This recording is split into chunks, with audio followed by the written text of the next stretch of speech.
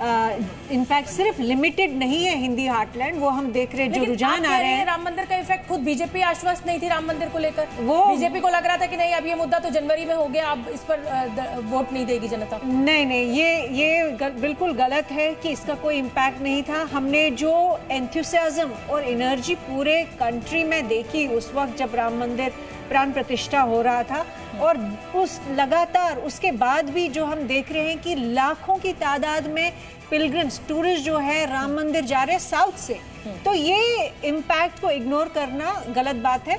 मुझे नहीं लगता है कि उनका आकलन।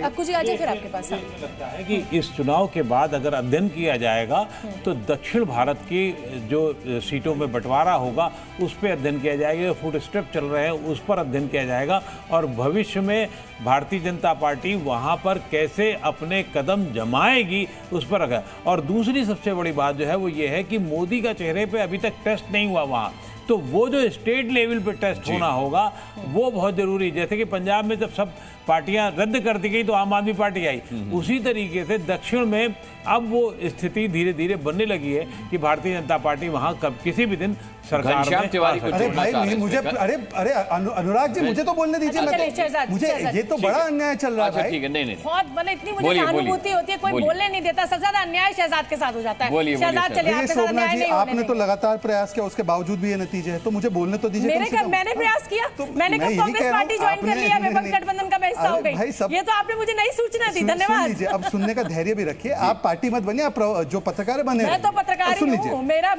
पेशा बिल्कुल साफ है। देखिए रागिनी जी से मैं ज्यादा बैर नहीं करना चाहता, रागिनी जी से सिर्फ इतना पूछिए कि 2011 के बाद कांग्रेस की किसी भी राज्य में, बड़े राज्य में सरकार रिपीट नहीं हुई। ये हम लोग जो इस प्रकार से बैठ के टेम्पलेट लगा के आकलन करने लगते हैं, इनसे पूछे कि गुजरात में लगातार हमारी सरकार रिपीट, मध्य प्रदेश में रिपीट, उत्तर प्रदेश में रिपीट, उत्तराखंड में रिपीट, क्या ये डिलीवरी और परफॉर्मेंस के बिना हो रही क्या? आकर एग्जिट पोल को गाली दे देना, फिर बोल देना कि इस मुद्दे की वजह से जीत गए। अरे इन्होंने कम्युनलाइज कर दिया, अरे मुसलमान करने लगे।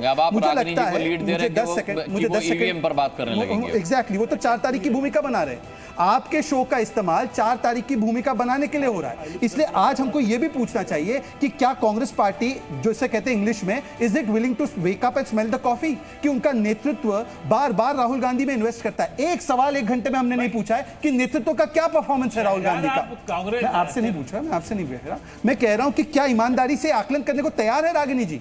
अभी तक वो डेटा, अरे बेटा पे सवाल पूछिए ना भाई, आपका बेटा काम नहीं कर रहा है। यहाँ पे एग्जिट पोल का डेटा, ईवीएम का डेटा, अनुराग का डेटा, शोभना का डेटा, सब डेटा को गाली देते।